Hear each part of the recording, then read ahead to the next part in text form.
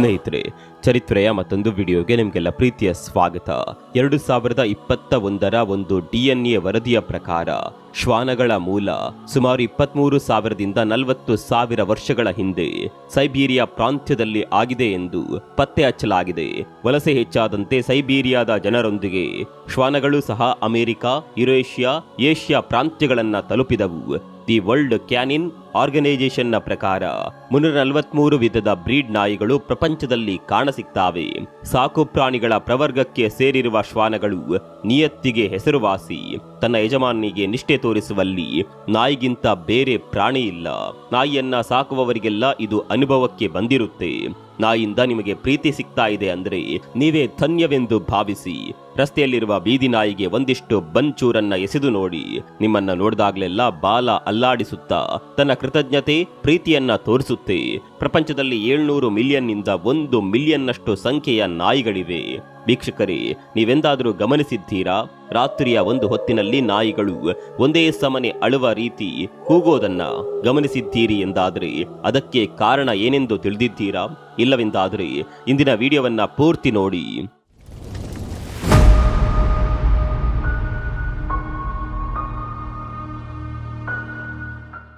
ಕೆಲ ಜನರ ಪ್ರಕಾರ ನಾಯಿಯು ಗೀಳಿಡೋದು, ಅಳುವ ರೀತಿಯಲ್ಲಿ ಕೂಗೋದು ಅಪಶಕುನ ಅಂತ. ದೆವ್ವಗಳನ್ನ ನೋಡಿ ನಾಯಿ ಕೂಗುತ್ತೆ ಅಂತ. ಇದು ಅಂತೆಕಂತೆ ಅಷ್ಟೇ ಸತ್ಯ ಅಲ್ಲ. ಹಾಗಾದ್ರೆ ಸತ್ಯ ಏನು? ಇದಕ್ಕೇನು ಕಾರಣ ನೋಡೋಣ ಬನ್ನಿ. ನಾಯಿಗಳು ನಿಯತ್ತಿಗೆ ಅಷ್ಟೇ ಅಲ್ಲದೆ ಭದ್ರತೆ, ಸುರಕ್ಷೆಗೂ ಹೆಸರುವಾಸಿ.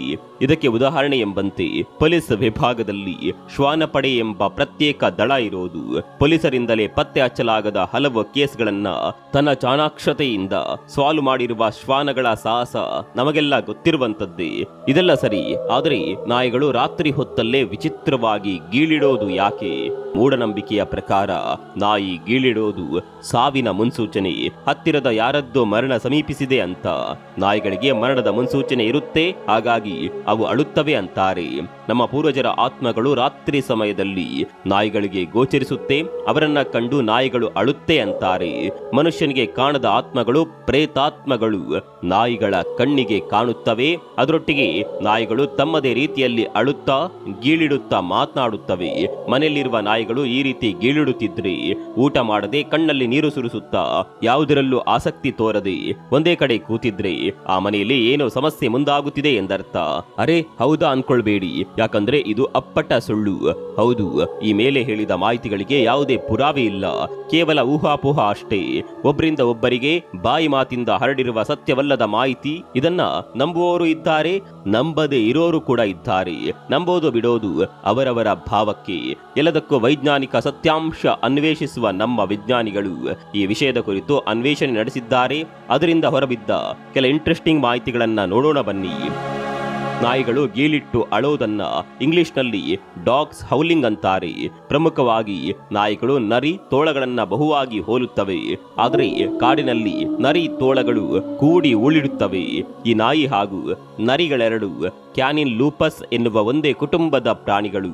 ಹಾಗಾದ್ರೆ ಇವೆರಡರ ನಡವಳಿಕೆಯಲ್ಲಿ ಸಾಮ್ಯ ಇರಬೇಕಲ್ವೇ? ನರಿಗಳು ಊಳಿಟ್ಟಾಗ ನಾಯಿಗಳು ಪ್ರತಿಕ್ರಿಯಿಸಬಲ್ಲವೇ? ಎರಡೂ ಪ್ರಾಣಿಗಳು ಊಳಿಡೋದು ಮತ್ತೊಬ್ಬ ಸದಸ್ಯನೊಂದಿಗೆ ಸಂವಹಿಸುವುದಕ್ಕಾಗಿ ಮತ್ತು ತಮ್ಮ ಗಡಿಯನ್ನ ಖಾತರಿಪಡಿಸಿಕೊಂಡು ರಕ್ಷಿಸಿಕೊಳ್ಳೋದಕ್ಕಾಗಿ ಅನ್ನೋದು ಈಗ ತಿಳಿದಿರುವ ವಿಷಯ. ಆದರೆ ತನ್ನ ಸಂಬಂಧಿಕರಾದ ನರಿಗಳ ಕೂಗಿಗೆ ನಾಯಿಗಳು ಹೇಗೆ ಪ್ರತಿಕ್ರಿಯಿಸುತ್ತವೆ, ಎಲ್ಲಾ ನಾಯಿಗಳು ಏಕೆ ಊಳಿಡೋದಿಲ್ಲ ಎನ್ನುವುದು ಸಂಕೀರ್ಣ ಹಾಗೂ ಗೊಂದಲದ ವಿಷಯಗಳಾಗಿದ್ದವು. ಹಿಮ ಪ್ರದೇಶದಲ್ಲಿ ತೋಳ ನರಿಯಂತೆಯೇ ಇರುವ ಒಂದು ಜಾತಿಯ ನಾಯಿಯನ್ನ ಸರಕುಗಳನ್ನ ಎಳೆದುಕೊಂಡು ಸಾಗಿಸಲು ಬಳಸಿಕೊಳ್ತಾರೆ. ಅವು ಹೆಚ್ಚು ಊಳಿಡುತ್ತವೆ, ಮೇಲಿಂದ ಮೇಲೆ ಊಳಿಡುತ್ತಲೇ ಇರುತ್ತವೆ. ಅಂದ್ರೆ ಅವು ಊಳಿಡುತ್ತಲೇ ಸಂಭಾಷಿಸುತ್ತವೆ. ಗಂಟೆ, ಸೈರನ್ ಅಥವಾ ಸಂಗೀತದ ಸದ್ದಿಗೂ ಕೂಗುತ್ತಲೇ ಪ್ರತಿಕ್ರಿಯಿಸುತ್ತವೆ. ಕೆಲವೊಂದು ನಾಯಿಗಳಂತೂ ಜೀವಮಾನವಿಡೀ ಕೂಗೋದೇ ಇಲ್ಲ, ಕುಯ್ ಕುಯ್ ಎಂದೇ ಮಾತನಾಡಿಕೊಳ್ಳುತ್ತವೆ. ಅವುಗಳಿಗೆ ಕೂಗುವ ಸಾಮರ್ಥ್ಯ ಹಾಗೂ ಅಂಗವಿದ್ರೂ ಇದು ಕುತೂಹಲಕಾರಿ ವಿಷಯ. ಇದು ಲೋಟಸ್ ಲೋಯಾರ್ಡ್ ವಿಶ್ವವಿದ್ಯಾನಿಲಯದ ನಡವಳಿಕೆ ತಜ್ಞರಾದ ಥಾಮಸ್ ಫರಾಗೋ ಮತ್ತು ಫನ್ನಿ ಲೆಹಾಸ್ಕೋ ಈ ಪ್ರಶ್ನೆಗಳಿಗೆ ಉತ್ತರ ಹುಡುಕಿದ್ದಾರೆ. ಮೊದಲಿಗೆ ಥಾಮಸ್ ಹಾಗೂ ಲೆವಾಸ್ಕಿ ಅವರು ನಾಯಿಗಳು ಊಳಿಡೋದಕ್ಕೆ ಕಾರಣಗಳು ಏನು ಹಾಗೂ ಕೆಲವು ನಿರ್ದಿಷ್ಟ ಜಾತಿಗೆ ಮಾತ್ರವೇ ಸೀಮಿತ ಅಥವಾ ಆನುವಂಶಿಕವಾಗಿ ನರಿಗಳೊಂದಿಗೆ ಏನಾದರೂ ಸಂಬಂಧವಿದೆಯೇ ಎಂದು ತಿಳಿಯಲು ಯತ್ನಿಸಿದ್ರು. ನಾಯಿ ಹಾಗೂ ನರಿಗಳ ಆನುವಂಶಿಕ ಧಾತುಗಳು ಸುಮಾರು 90% ಒಂದೇ ಆಗಿವೆಯಂತೆ. ಅರ್ಥಾತ್ ನಾಯಿ ನರಿಗಳೆರಡು ಒಂದೇ ಕುಟುಂಬದ ಪ್ರಾಣಿಗಳಾಗಿವೆ ಎನ್ನುವುದು ಖಚಿತವಾಯಿತು. ಇನ್ನು ಇವುಗಳ ನಡವಳಿಕೆಯ ಸಾಮ್ಯವನ್ನ ಪರೀಕ್ಷಿಸಲು ಇವರು 68 ಶುದ್ಧ ತಳಿಯ ನಾಯಿಗಳನ್ನ ಪ್ರಯೋಗಾಲಯದಲ್ಲಿಟ್ಟು ನರಿಗಳ ರೆಕಾರ್ಡ್ ಮಾಡಿದ ಕೂಗನ್ನ ಕೇಳಿಸಿ ನೋಡಿದ್ದಾರೆ. ತಳಿಯಿಂದ ತಳಿಗೆ ಹೇಗೆ ವ್ಯತ್ಯಾಸವಾಗುತ್ತದೆ ಎಂದು ನೋಡಲು ವಿವಿಧ ತಳಿಗಳ ನಾಯಿಗಳನ್ನ ಸೇರಿಸಿಕೊಂಡಿದ್ದಾರೆ. ಫಲಿತಾಂಶದ ಪ್ರಕಾರ ಹಳೆಯ ತಳಿಗಳ ನಾಯಿಗಳು ನರಿಗಳ ಊಳನ್ನ ಕೇಳಿ ಊಳಿಡತೊಡಗಿದವಂತೆ. ಜೊತೆಗೆ ಅವುಗಳ ವರ್ತನೆಯಲ್ಲಿ ಕೊಂಚ ಒತ್ತಡವು ಇದ್ದಂತೆ ತೋರಿತಂತೆ. ಎಲ್ಲಿ ತನ್ನ ಗಡಿಯನ್ನ ಮತ್ತೊಂದು ಪ್ರಾಣಿಯು ಪ್ರವೇಶಿಸಿ ಬಿಟ್ಟಾತು ಎನ್ನುವ ಭಯವೂ ಇದ್ದಿರಬೇಕು. ಆದರೆ ದೂರದ ಸಂಬಂಧಿಗಳೆನಿಸುವ ಹೊಸ ತಳಿಯ ನಾಯಿಗಳು ನರಿಗಳ ಕೂಗನ್ನ ಕೇಳಿದಾಗ ತಾವು ಊಳಿಡದೆ ಬೊಗಳಲು ಶುರು ಮಾಡಿವೆ. ಹೊಸ ತಳಿಯ ನಾಯಿಗಳಿಗೂ ಕೂಗುವ ಸಾಮರ್ಥ್ಯವಿದ್ದರೂ ಅವು ಕೂಗದಿರುವುದಕ್ಕೆ ಕಾರಣ ಅವು ವಾಸಿಸುವ ವಾತಾವರಣ ಇರಬಹುದು ಎನ್ನುತ್ತಾರೆ ಲೆಹೋಸ್ಕಿ. ನರಿಗಳ ಉಳಿನಲ್ಲಿ ಅವು ಹೇಳಬಯಸುತ್ತಿದ್ದ ಮಾಹಿತಿಯನ್ನ ಹೊಸ ತಳಿಯ ನಾಯಿಗಳಿಗಿಂತ ಹಳೆ ತಳಿಯ ನಾಯಿಗಳು ಹೆಚ್ಚೆಚ್ಚು ಅರ್ಥ ಮಾಡಿಕೊಂಡು ಭಾವಿಸಬಲ್ಲವು ಅನ್ನುವುದು ವಿಜ್ಞಾನಿಗಳ ಅಭಿಪ್ರಾಯ. ಪರೀಕ್ಷೆಗೆ ಬಳಸಿದವುಗಳಲ್ಲಿ ವಿವಿಧ ತಳಿ, ವಯಸ್ಸು ಮತ್ತು ಬಂಜೆತನವಿದ್ದ ನಾಯಿಗಳು ಕೂಡ ಇದ್ದವು. ಇವುಗಳಲ್ಲಿ ಹೆಚ್ಚಾಗಿ 5 ವರ್ಷ ಮೇಲ್ಪಟ್ಟ ನಾಯಿಗಳು ಹೆಚ್ಚಾಗಿ ಪ್ರತಿಕ್ರಿಯಿಸಿವೆ.